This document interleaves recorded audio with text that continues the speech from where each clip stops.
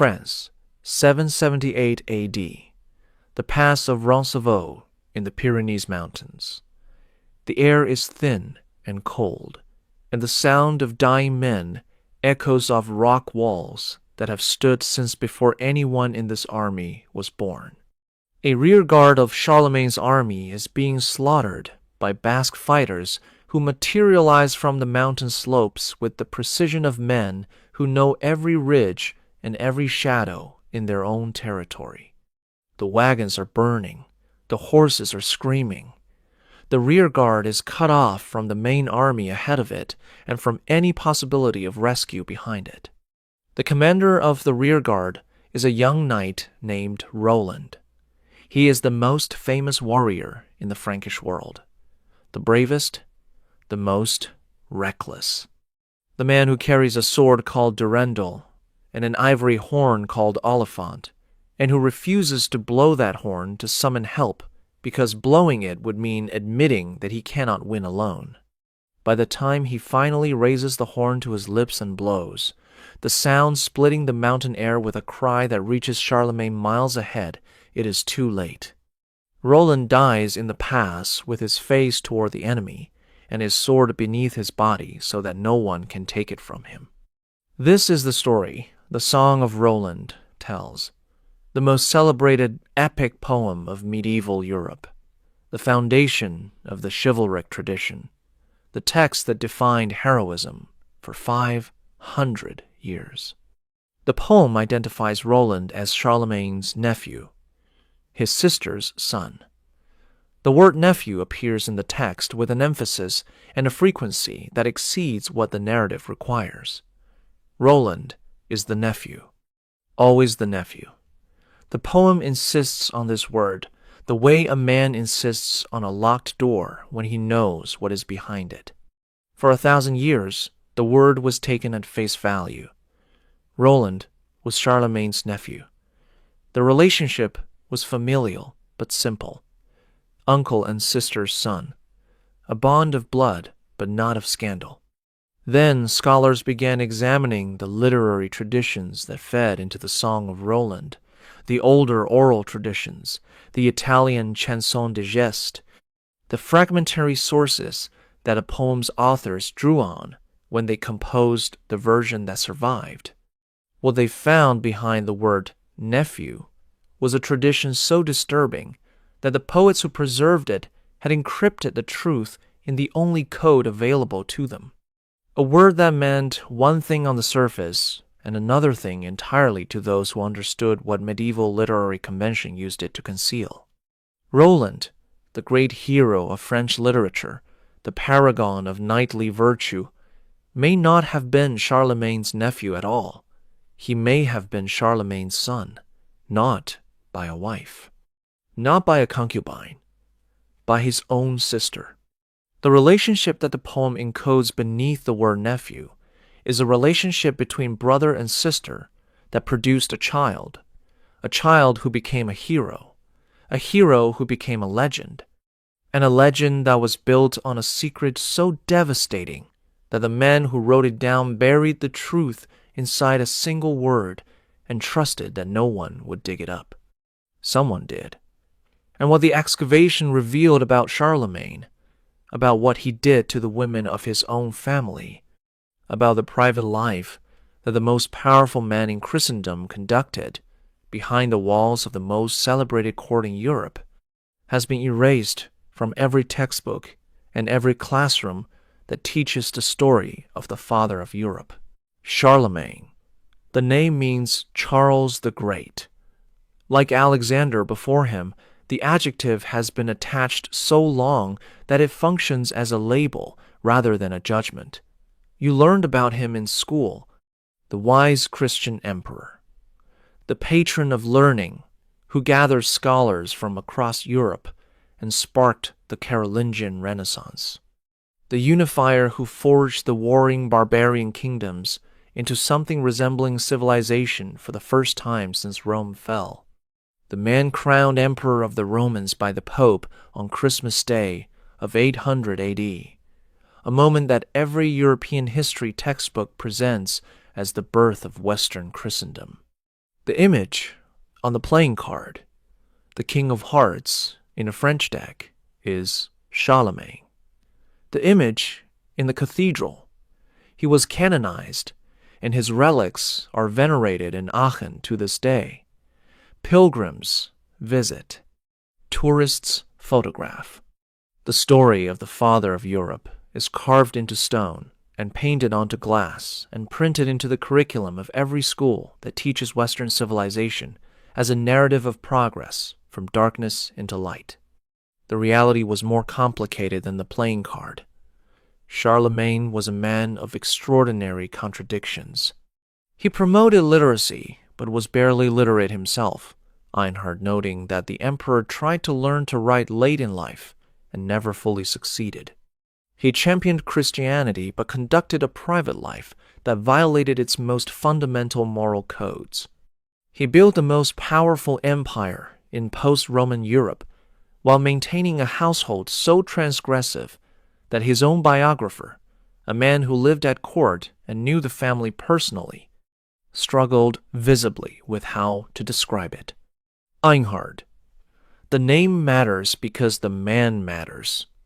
Einhard wrote the Vita Caroli Magni, the life of Charlemagne, the single most important biography of any medieval monarch. He was not a distant historian working from second-hand sources. He was a member of Charlemagne's inner circle. He knew the family.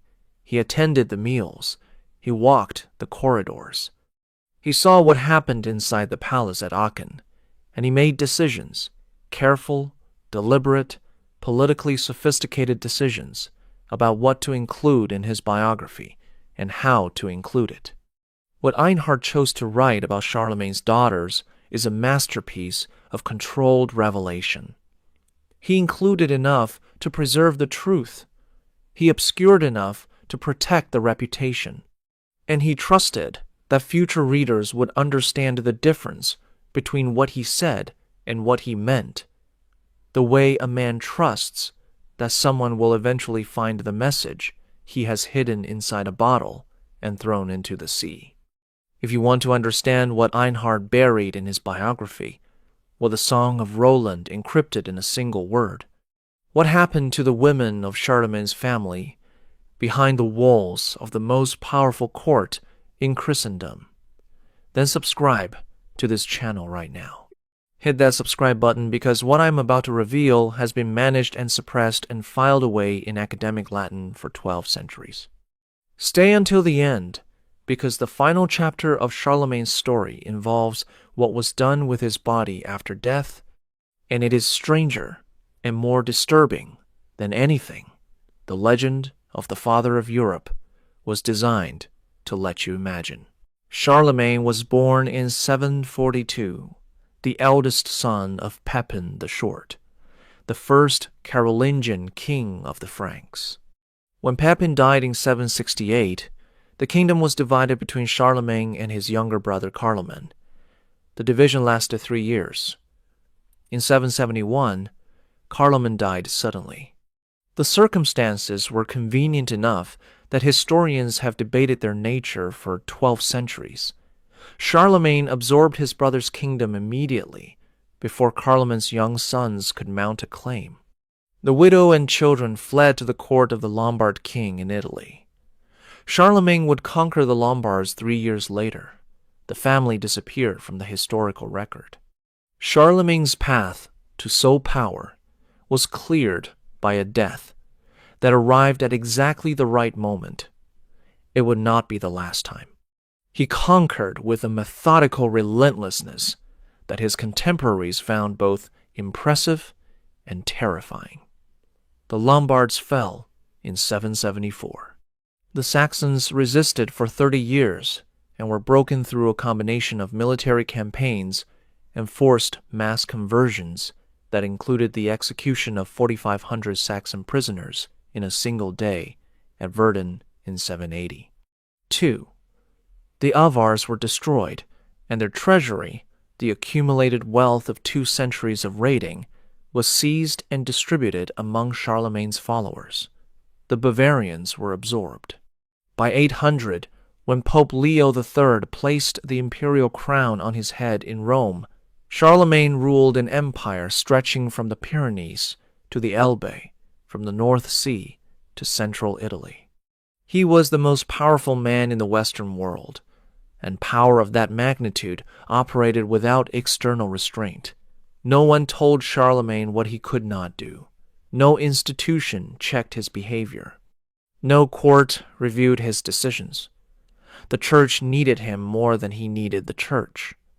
The nobles depended on him for their lands and titles.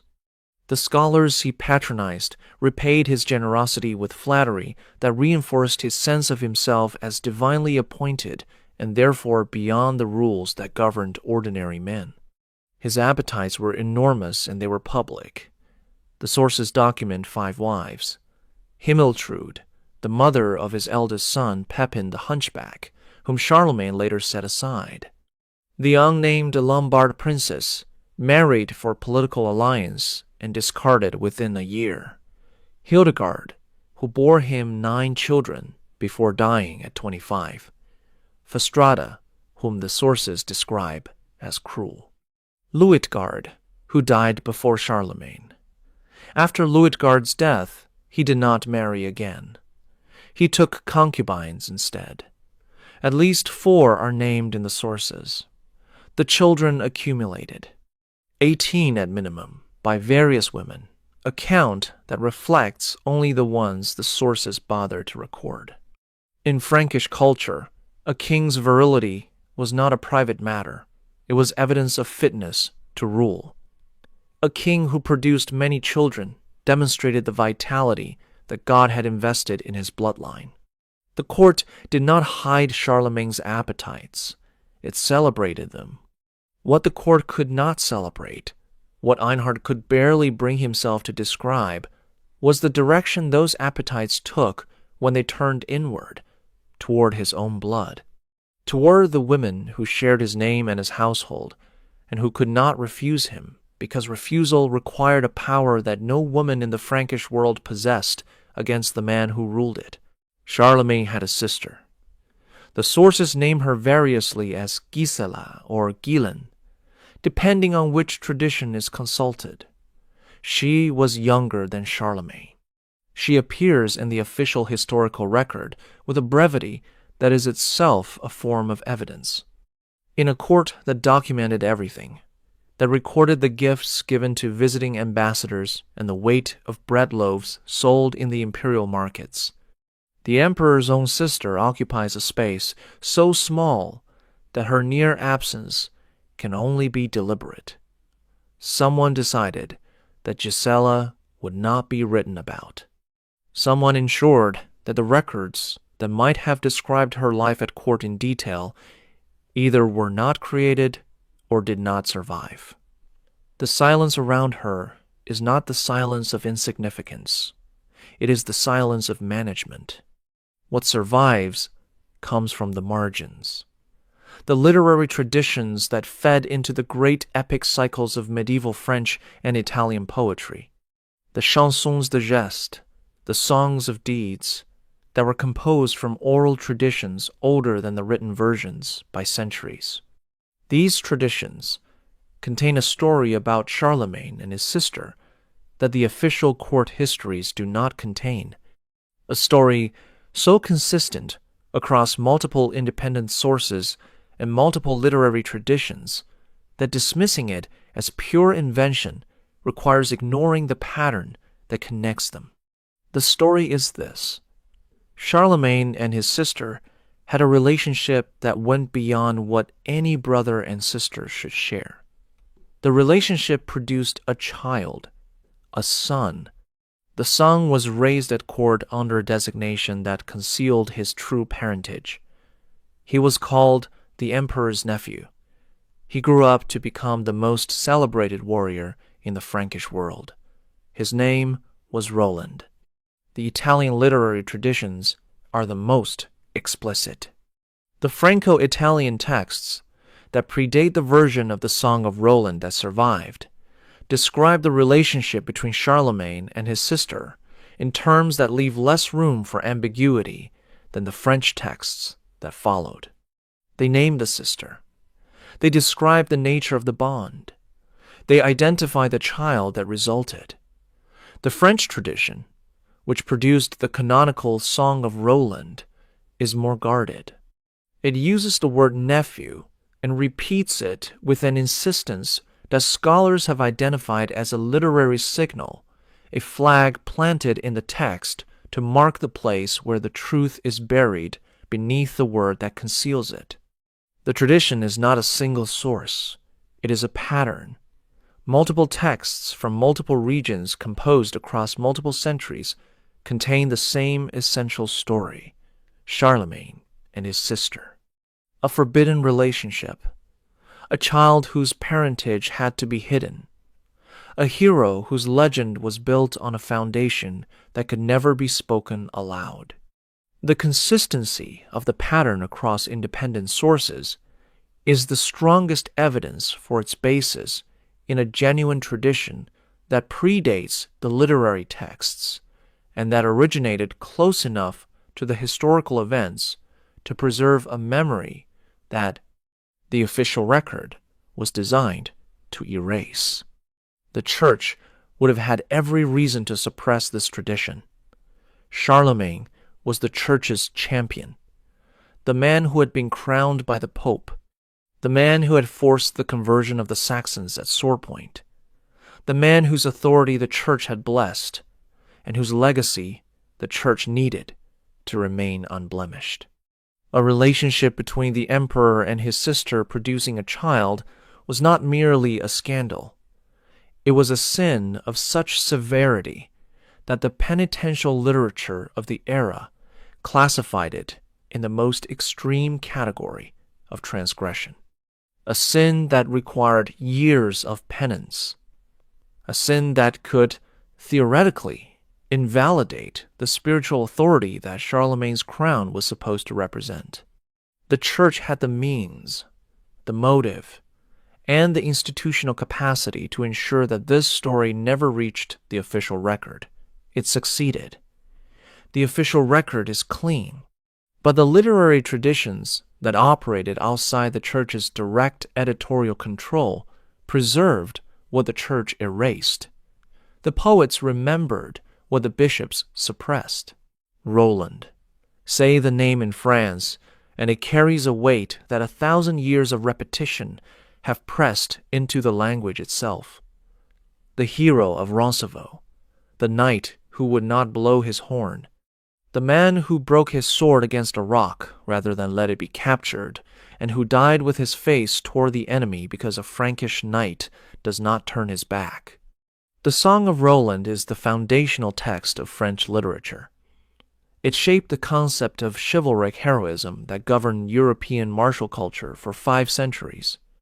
Every knight who rode to the Crusades carried Roland's story in his imagination the way he carried his sword on his belt. The poem was not entertainment. It was scripture for the warrior class. The poem identifies Roland as Charlemagne's nephew. The word appears dozens of times across the text. Roland is introduced as the nephew. He is referred to as the nephew. He dies as the nephew. The repetition is unusual. In a poem of considerable literary sophistication, the insistence on a single kinship term exceeds what the narrative requires. A modern reader passes the word without pausing. A scholar of medieval literary convention does not. In the literary culture that produced the chanson de geste, certain words carried double meanings that audiences understood and that poets deployed deliberately. Nephew was one of the most significant. Scholars of medieval French literature have documented a pattern in which nephew functioned as a coded term for a son whose parentage could not be publicly acknowledged. Specifically, a son born from a relationship that placed both parents outside the boundaries of what the Church and society permitted. The code was not obscure. It was widely understood within the literary tradition. Poets used it because It allowed them to preserve a truth that could not be stated directly, embedding it in a word that communicated one thing to the uninitiated and another to those who knew how to listen. The Song of Roland was composed from older oral traditions. The written version that survives dates to approximately 1040, but the story it tells is set in 778 and draws on traditions that are considerably older than the text. The poets who composed the written version were working with material that had been passed down through generations of oral performance. They inherited the word nephew from that tradition. Whether they understood its coded meaning or simply preserved it as part of the inherited material is debated. What is not debated is that the tradition they drew on contained a version of Roland's origin that the written poem both preserves and conceals. The emotional content of the poem strengthens the interpretation. When Roland dies at Roncevaux, Charlemagne's grief exceeds anything else in the text. The emperor collapses. He tears his beard, a gesture of extreme mourning in Frankish culture. He faints on Roland's body. He cries out that his life has lost its meaning. The grief is total, and it is disproportionate to the relationship the poem officially describes. Charlemagne has wives in the poem. He has other companions. He has an empire. But Roland's death breaks him in a way that nothing else does. The grief of an uncle for a nephew can be severe. The grief the poem describes is something else. It is the grief of a parent for a child, a father who has lost a son he could never publicly claim. The poem preserves the emotion even as it conceals its source. The word says nephew. The grief says son. The distance between the two words is the space where the secret lives, and the secret has been living there, undisturbed, for 1,000 years. The church knew, or suspected, or understood enough to act without requiring the kind of proof that a formal accusation would demand. The evidence is not a confession or a trial record. It is a pattern of behavior between Charlemagne and the church that historians have interpreted in multiple ways, one of which fits the circumstances more precisely than the others. Medieval penitential handbooks were detailed documents. They catalog sins with the specificity of legal codes, prescribing exact penances for exact transgressions. The handbooks that circulated during Charlemagne's era contain entries for the transgression that the literary traditions allege he committed. The entries are not hypothetical. They are detailed. They prescribe years of fasting, public confession in some cases, exclusion from communion, extended pilgrimage. The specificity indicates that the sin was not theoretical. It occurred with enough frequency among the powerful to require a standardized institutional response. Kings and nobles who committed this transgression were managed through a system that the church had developed for precisely this purpose, a system that balanced spiritual discipline against political reality. Charlemagne's relationship with the church was characterized by a generosity so extraordinary that it attracted comment even from contemporaries accustomed to the standard exchanges of royal patronage for ecclesiastical support. He donated land on a scale that transformed the church from a spiritual institution into one of the largest landholders in Europe. He constructed churches and monasteries across his empire with a relentlessness that exceeded what political calculation alone would explain. He fought wars explicitly in defense of papal authority, crossing the Alps to defeat the Lombards at the Pope's request, and spending 30 years subduing the Saxons in campaigns framed as missions of Christian expansion. The generosity has been interpreted by historians through multiple lenses: genuine piety, political strategy, the construction of a mutually beneficial alliance between crown and altar. These interpretations are not wrong. but they are incomplete.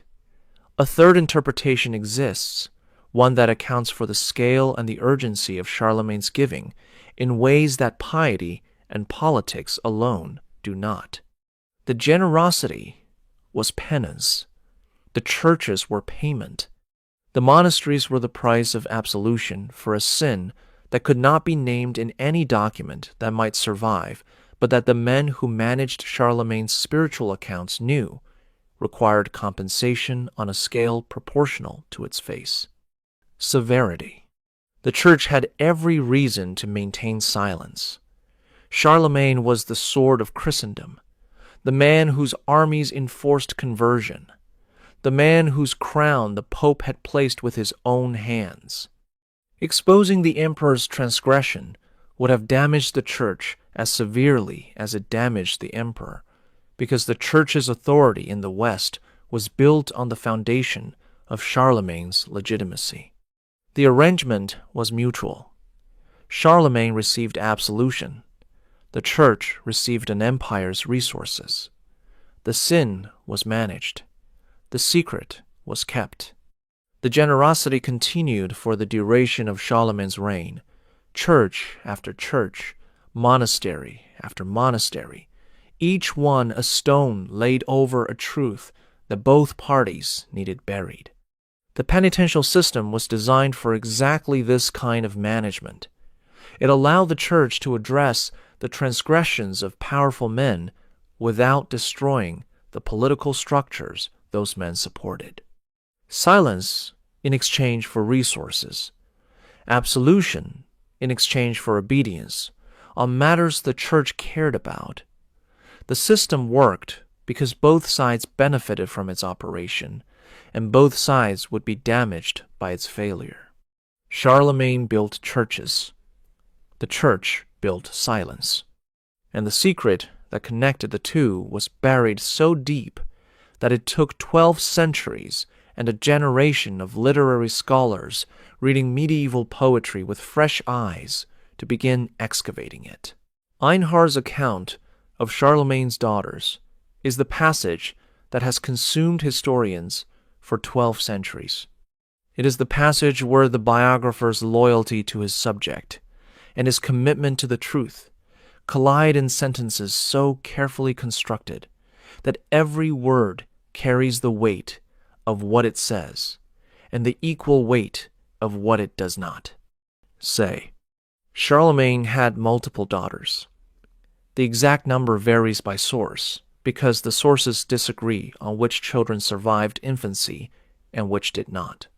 The ones who survived to adulthood included Rotrud, Bertha, Gisela, Theodrada, and Hiltrud. They were raised at court. They were educated, which was unusual for women of any rank in the Frankish world, and which Charlemagne's admirers cite as evidence of his progressive attitudes toward his daughter's development. They were visible participants in court life, present at ceremonies, at diplomatic receptions, at the feasts and religious observances that structured the calendar of the Carolingian court. And not one of them was permitted to marry. Not one. In the entire course of Charlemagne's reign, spanning over 4 decades, he did not allow a single daughter to leave his court through marriage. The refusal was absolute, and it was unprecedented. In Frankish royal culture, daughters were the primary instruments of diplomatic alliance. A king married his daughters to the kings and princes and powerful nobles whose loyalty he needed to secure. The marriage of a royal daughter was not a personal matter. It was statecraft.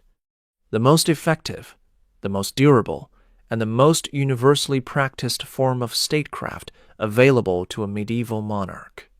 Charlemagne understood this. He was the most strategically brilliant ruler of his era. He used every other tool of diplomacy with masterful precision. He formed alliances through treaties, through land grants, through the distribution of offices and honors. He married his own sons to women chosen for political advantage. He understood what daughters were for in the machinery of Frankish statecraft, because he had used other people's daughters for exactly that purpose his entire career, and he refused to use his own. Every single one of them remained at court, unmarried, for the duration of his life. Einhard explains the refusal with a single sentence that has echoed through 12 centuries of scholarship. Charlemagne loved his daughters so much that he could not bear to be separated from them. The explanation is presented as paternal devotion, a father who loved his children too deeply to let them go. Read in isolation, the sentence is touching. Read in the context of everything else the sources preserve about Charlemagne's relationship with the women of his family, the sentence changes shape. It becomes less an explanation and more a confession disguised as a compliment. He could not bear to let them go. The words describe possession as love. They describe control as affection. They present a cage as an embrace. The daughters could not leave. They could not establish independent households. They could not build lives beyond the walls of the palace complex at Aachen. They could not form alliances that might give them power, independent of their father. They existed in a space that was simultaneously the most privileged and most confined in the Frankish world. Visible at every public event, present at every meal, accompanying their father on every journey, and unable to walk through any door that led away from him. What Einhard wrote next is the passage that historians have circled for 12 centuries, the way investigators circle evidence they cannot yet explain but cannot dismiss. After describing Charlemagne's refusal to let his daughters marry, after offering the explanation of paternal love too deep for separation, Einhard adds a detail that detonates quietly beneath the surface of his careful prose. The arrangement, Einhard writes, produced scandals. He uses the Latin word scandala. He does not specify what the scandals were. He does not describe them. He does not name the participants or the nature of the conduct that earned the word. He says only that Charlemagne pretended the scandals did not exist. The emperor who controlled every detail of his empire, who regulated the weight of bread and the price of grain and the conduct of monks in monasteries 1,000 miles from his capital, chose not to see what was happening in his own household. Einhard records this choice without commentary. The absence of commentary is itself commentary. Then Einhard adds the detail that completes the picture he has been constructing with such surgical care. The daughters bore children, illegitimate children, born at court. Without marriages to explain their existence, the children were not hidden. They were acknowledged. They grew up in the palace alongside their mothers, in the household of a grandfather whose response to their existence was the same studied blindness he applied to the scandals that produced them. Einhard was not a careless writer. He was the most deliberate biographer of the medieval period. He modeled his work on Suetonius's Lives of the Caesars. He understood literary structure. He understood implication. He understood that placing the refusal to let daughters marry, the word scandala, and the existence of illegitimate children in a single connected passage created a sequence that readers could follow to a conclusion he could not state directly. The sequence asks a question. Einhard does not answer it. He does not need to. The question answers itself. Who fathered those children? The daughters were not permitted to marry. They were not permitted to leave court. They lived under the direct and continuous supervision of a man who controlled every aspect of their lives with an authority that no one in the Frankish world could challenge. They existed in a closed system. The palace at Aachen was not a city where anonymous encounters were possible. It was a royal household where the emperor knew the name and function of every person who entered, and where his daughter's movements were observed by the entire court.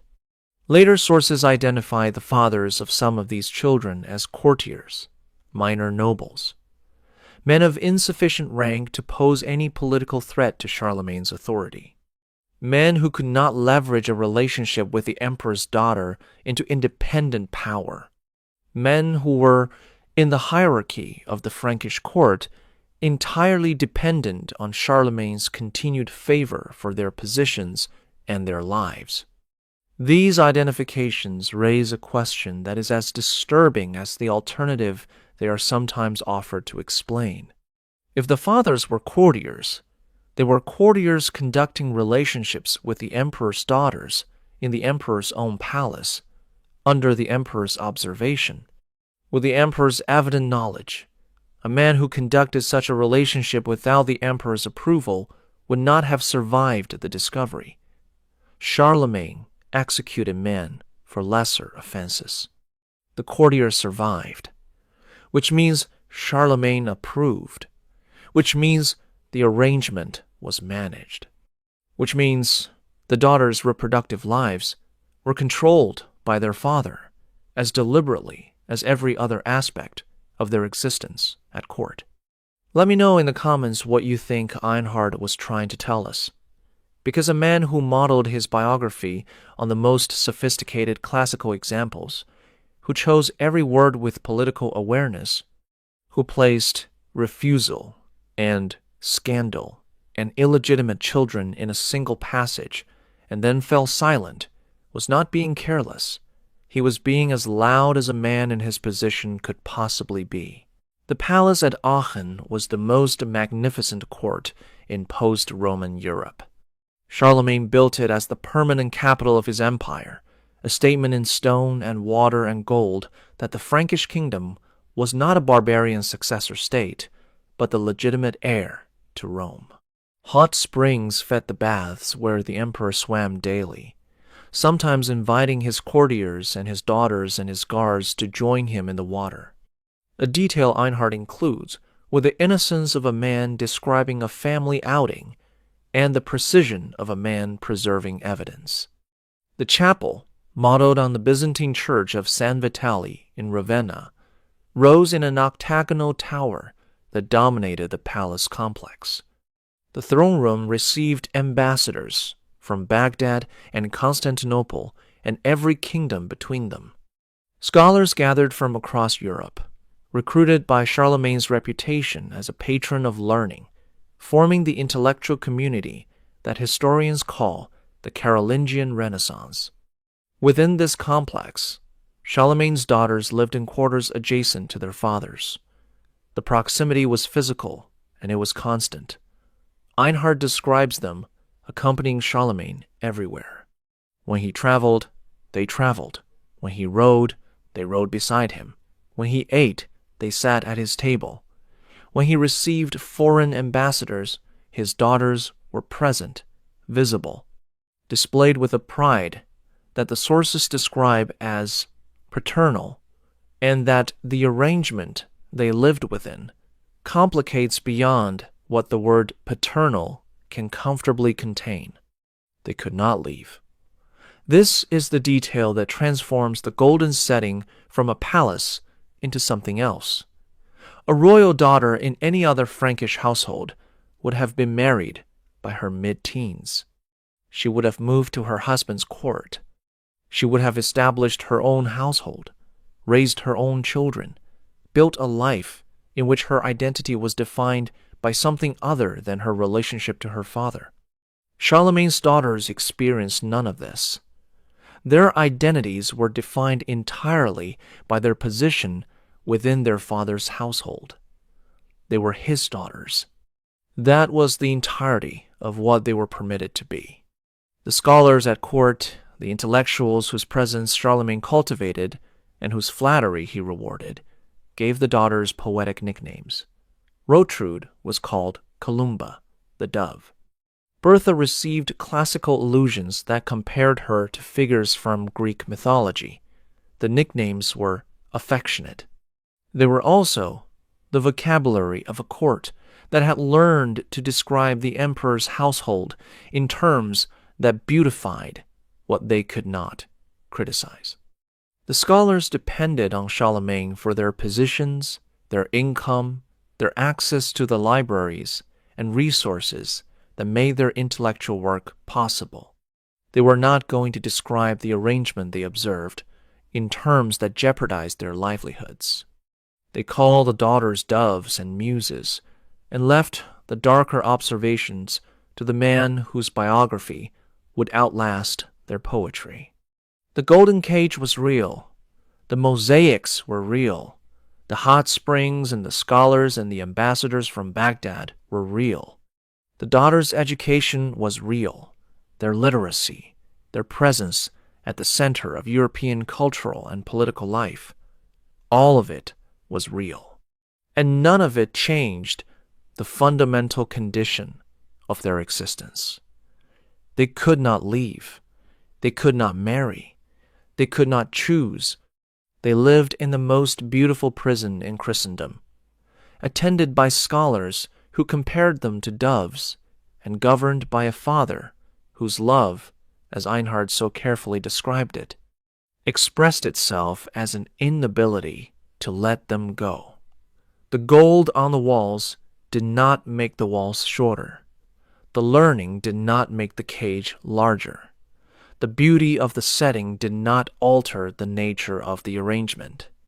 They were kept, and the man who kept them was the most powerful person alive, answerable to no one, accountable to nothing except a church whose silence he had purchased with an empire's worth of monasteries and land. The illegitimate children of Charlemagne's daughters are not legend. They are not speculation. They are documented historical facts recorded by multiple sources, including Einhard himself. The children existed. They were born at court. They grew up in the palace at Aachen alongside their mothers, in the household of a grandfather who acknowledged their presence without acknowledging the questions their presence raised. Rotrud, Charlemagne's eldest surviving daughter, bore a son named Louis. The father is identified in later sources as a count named Rorico, a man of minor nobility who held his position at court through Charlemagne's patronage. Bertha bore at least 2 children. The father is identified as Angilbert, a poet and courtier who served as one of Charlemagne's advisors and who was later appointed abbot of St. Riquier. Angilbert was a man of genuine literary talent and political skill, but his rank was insufficient to justify a marriage alliance with the emperor's daughter. He was not a king. He was not a prince. He was not the son of a powerful duke whose alliance Charlemagne needed to secure. He was a court intellectual who wrote flattering poetry and received in exchange access to the emperor's daughter under conditions that the emperor determined and controlled. The relationships that produced these children operated under rules that Charlemagne established. This is the point that historians who defend the conventional interpretation must contend with. These were not secret affairs conducted in defiance of a father's authority. They were arrangements that took place inside a father's own household, under his continuous observation, with his evident knowledge. Einhard says as much. The scandals were known. Charlemagne chose not to see them. But choosing not to see is not the same as not knowing. A man who regulated the price of bread in markets across his empire was not unaware of who was sharing his daughter's quarters in his own palace. The men who fathered these children shared a common characteristic that is more revealing than any single piece of evidence. They were all dependent on Charlemagne. Every one of them held his position, his income, his safety, and his future in the emperor's hands. A count whose lands existed at the emperor's pleasure.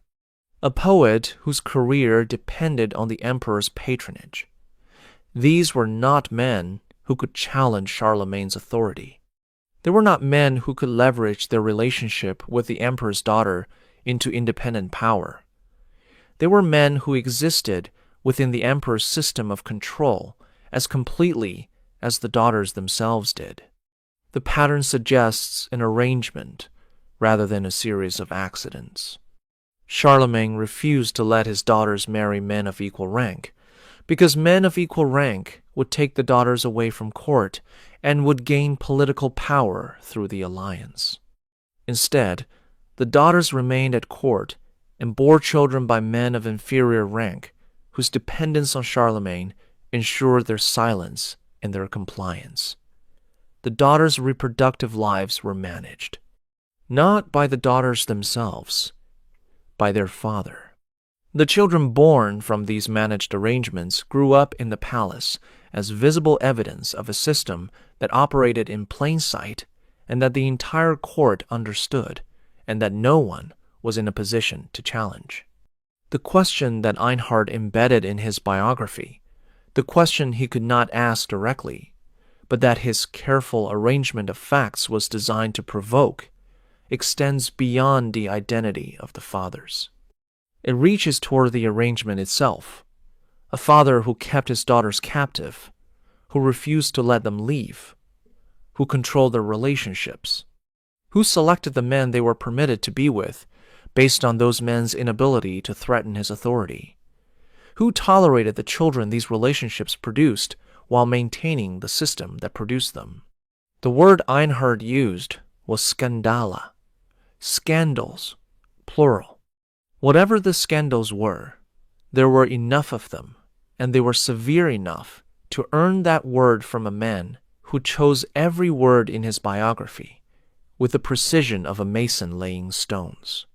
Drop a comment about what you think a man as careful as Einhard meant when he used that word and then immediately fell silent, because the silence after the word is where the truth lives.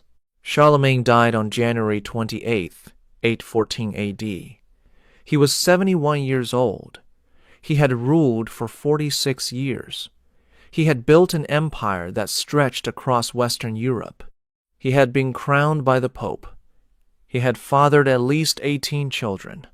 He had conquered peoples and converted them at sword point, and constructed a legacy so vast that the man inside it disappeared behind the monument, the way a builder disappears behind the cathedral he has spent his life constructing. What happened to his body after death became one of the strangest and most persistent legends in medieval history. The official account is simple. Charlemagne was buried in the chapel at Aachen on the day he died. He was interred with a ceremony appropriate to an emperor and a man the church would eventually declare a saint. The official account is also incomplete, because alongside the official record, a parallel tradition emerged in the decades and centuries following his death that describes something the official version does not address, and that the church had every reason to suppress. Charlemagne was not buried in the conventional sense. According to multiple medieval sources, his body was placed in a seated position on a marble throne in a vault beneath the chapel at Aachen, not lying down, not resting in a sarcophagus in the posture of sleep that Christian burial prescribed, sitting upright on a throne, dressed in the full imperial regalia, crown on his head, scepter in his hand, an open gospel placed on his lap, his body arranged in the exact posture of a living emperor holding court, as though the act of ruling was not something that death had the authority to interrupt. The image is extraordinary. An emperor seated in darkness beneath a chapel, dressed in gold, holding the symbols of power he had wielded for nearly half a century, maintaining the posture of authority in a sealed chamber that no one was supposed to enter. The body was not embalmed in the manner of later royal preservations. It was treated with spices and aromatic substances, the standard Frankish method of slowing decomposition, but the treatment was designed to delay decay rather than prevent it. The body would deteriorate. Everyone who placed it on the throne knew it would deteriorate. They seated it anyway. They dressed it in the crown and the vestments, and placed the gospel in its hands, and sealed the chamber, and left an emperor sitting in the dark. The legend persisted because the body remained. For nearly 2 centuries, Charlemagne sat on his throne beneath the chapel at Aachen. The vault was sealed. The court moved on. The empire fractured. The Carolingian dynasty weakened and eventually lost the crown to new families. Aachen remained the symbolic center of imperial authority even as actual power shifted elsewhere. And beneath the chapel, in a sealed chamber that accumulated the silence of generations, the emperor sat. The arrangement raises questions that the medieval sources do not answer because the medieval sources did not know how to ask them. Who decided that the emperor should be seated rather than buried? What theology or tradition or personal instruction dictated that the most powerful man in Christendom should spend eternity sitting upright on a throne in a sealed vault? Whether the arrangement reflected Charlemagne's own wishes or the wishes of those who survived him, and what the arrangement reveals about the relationship between the living and the dead in a court where the boundary between devotion and something darker was not always clearly maintained. The year 1000 A.D., nearly 2 centuries after Charlemagne's death, Emperor Otto III, a young man of 20 who had modeled his entire reign on the image of Charlemagne, who styled himself the renovator of the Roman Empire, who kept Charlemagne's legend at the center of his political identity, the way a priest keeps scripture at the center of his faith, ordered the vault beneath the chapel at Aachen opened. The account of what Otto found comes from multiple sources. The most detailed is the chronicle attributed to Otto of Lamello, a count who was present at the opening, and whose description has the specificity of an eyewitness and the strangeness of a scene that exceeded what any witness had prepared himself to see. Charlemagne was still seated on the throne. The body had not fully decomposed. The imperial vestments remained in place, deteriorated but recognizable. The crown was on his head. The scepter was in his hand. The gospel was open on his lap, at a page that the sources do not identify. The spices that had been applied to the body at burial had slowed the process of decay, but had not arrested it entirely. The flesh had drawn back from the face. The nose had partially deteriorated. The fingernails, which continued to grow after death through the retraction of surrounding tissue, had pierced through the gloves that covered the emperor's hands, curving outward like the claws of something that had been sealed in the dark for 200 years. The air in the chamber was heavy, the smell of ancient spices mixing with the smell of what the spices had been applied to conceal.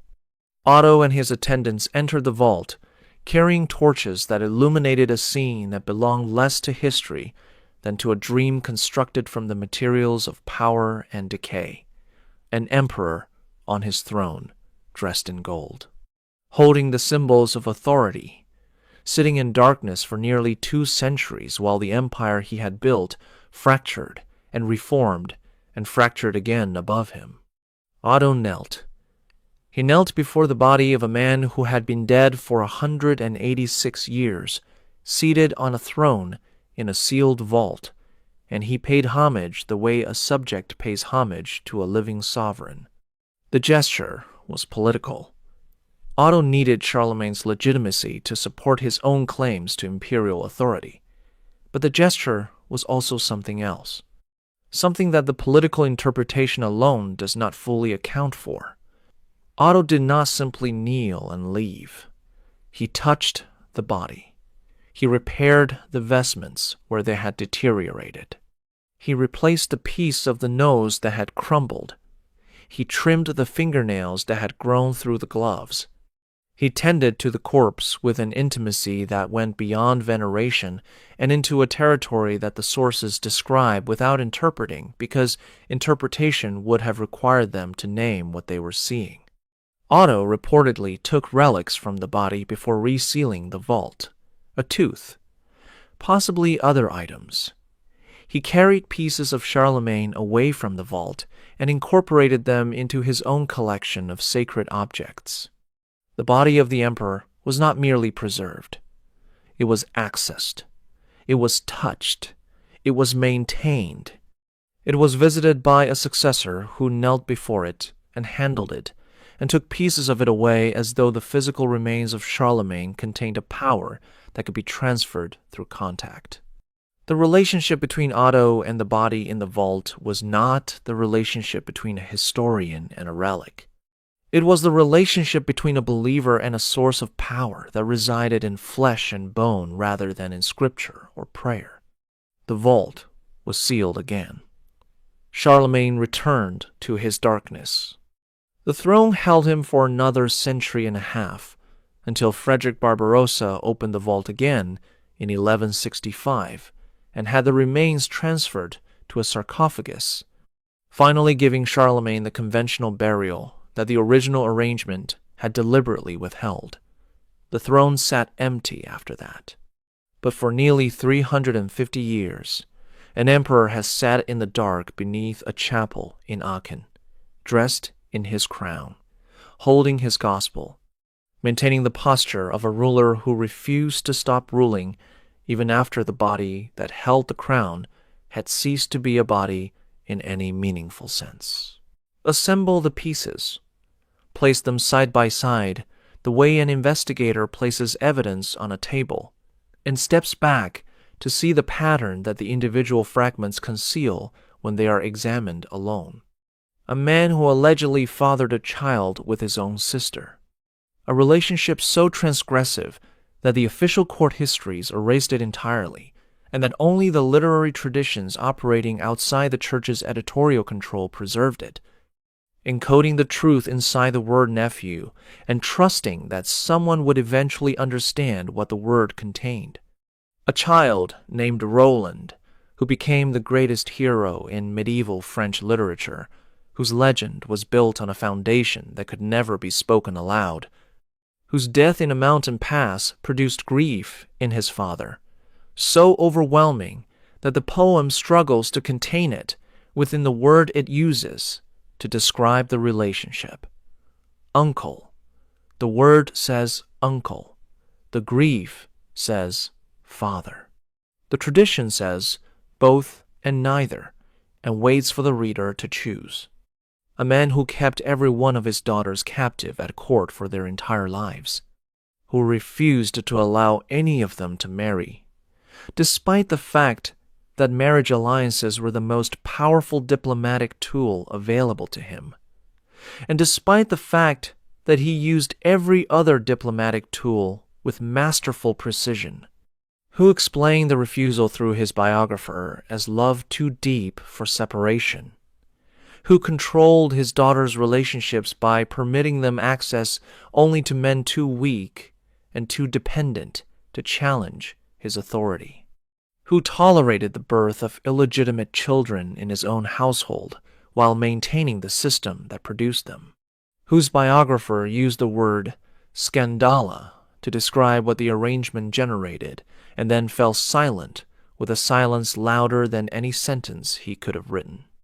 A man whose biographer, a member of his own household, a witness to the daily life of the court, constructed a passage of such careful implication that 12 centuries of scholarship have not exhausted its meaning.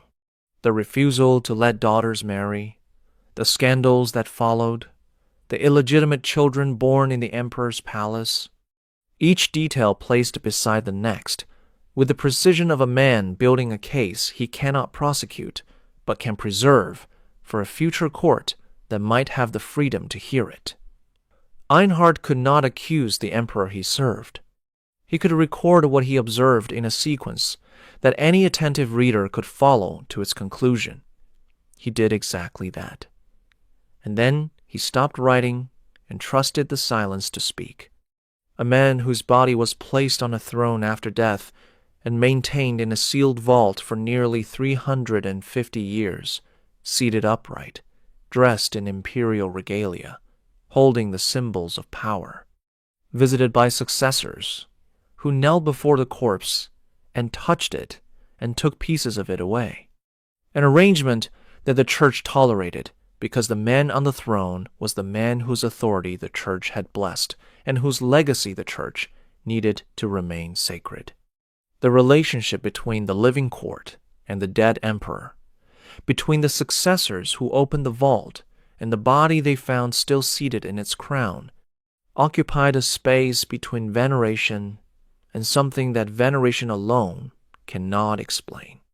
Return to Roland, the pass at Roncevaux, the horn that was blown too late, the hero dying with his sword beneath his body and his face toward Spain, the poem that made him immortal, the word nephew beating through the text like a second pulse, Charlemagne collapsing on the body of the young knight and weeping with a grief that the poem cannot contain within the kinship term it uses to describe the relationship.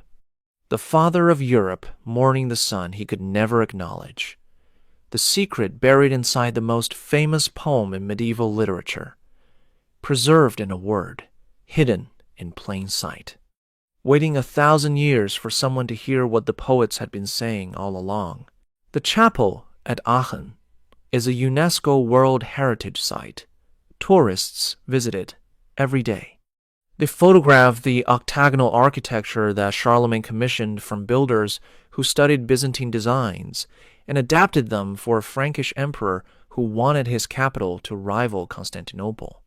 They stand in the space where the throne once held a dead man dressed in gold, and they learn about the father of Europe, the patron of learning, the defender of Christendom, the king of hearts on the playing card, the saint whose relics are displayed in a golden shrine that draws pilgrims from across the Christian world. The version of Charlemagne that survives in textbooks and cathedrals and playing cards is the version that 12 centuries of careful management have produced. The church needed a saint. The dynasty needed a founder beyond reproach. The literary tradition needed a hero whose lineage could inspire rather than disturb. Each institution took the raw material of Charlemagne's life and shaped it into the form that served its purposes. The uncomfortable pieces were removed. The edges were smoothed. The portrait that emerged was a portrait of greatness, uncomplicated by the details that would have made greatness impossible to claim. The sister whose name barely survives in the official record, Gisela, Gillen, a woman who appears in the margins of history as a shadow that someone tried to erase but could not fully eliminate because shadows persist even when the light that cast them has been redirected. She existed. She lived at court. The literary traditions that the church could not fully suppress preserved a version of her story that the church spent centuries trying to bury. The poets remembered her. The chanson de geste remembered her. The word nephew remembered her every time it appeared in the Song of Roland, 1,000 repetitions of a code word that contained the truth about a mother and a son and a relationship that could never be named. The daughters who were never allowed to leave. Rotrud, Bertha, Gisela, Theodrada, Hiltrud. Women born into the most powerful family in Christendom who spent their entire lives inside a palace they could not leave, bearing children they could not raise in freedom, governed by a father whose love expressed itself as captivity and whose control extended into the most private dimensions of their existence. Einhard preserved their story in the only form he could, a biography that says everything by saying almost nothing. A passage that places the evidence in sequence and trusts the reader to follow the sequence to its end. 12 centuries later, the passage still reads like testimony delivered under oath by a witness who was forbidden to state his conclusion, but who arranged his facts so that the conclusion was inescapable. The children born in the golden cage, illegitimate, acknowledged but unexplained, growing up in a palace where the questions surrounding their existence were understood by everyone and spoken by no one. The fathers who were permitted access to the emperor's daughters because their weakness guaranteed their silence. The arrangement that Einhard called Skandala, and that the court absorbed the way the court absorbed everything that the emperor's power made untouchable, and the body on the throne. The dead emperor seated in darkness for 350 years, dressed in his crown, holding his gospel, maintaining the posture of authority in a sealed vault, while the world above him changed beyond recognition. The empire fractured, the dynasty fell, new kings wore new crowns. And beneath the chapel, in the silence that accumulated year after year after year, Charlemagne sat, the father of Europe, alone with whatever the darkness knew about him that the light had been forbidden to reveal. If what you have learned today matters, subscribe to this channel right now. Hit that button and the notification bell.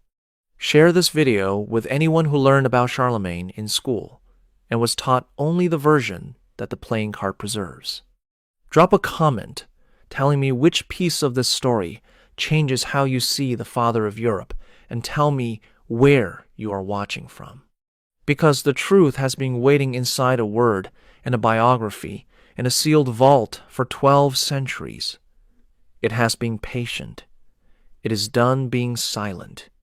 But Charlemagne was not the only ruler whose private life was erased to protect a legend that nations were built on. There is another chapter from another court where the secret was darker and the silence lasted even longer. That story is waiting for you right now. Click the video on your screen.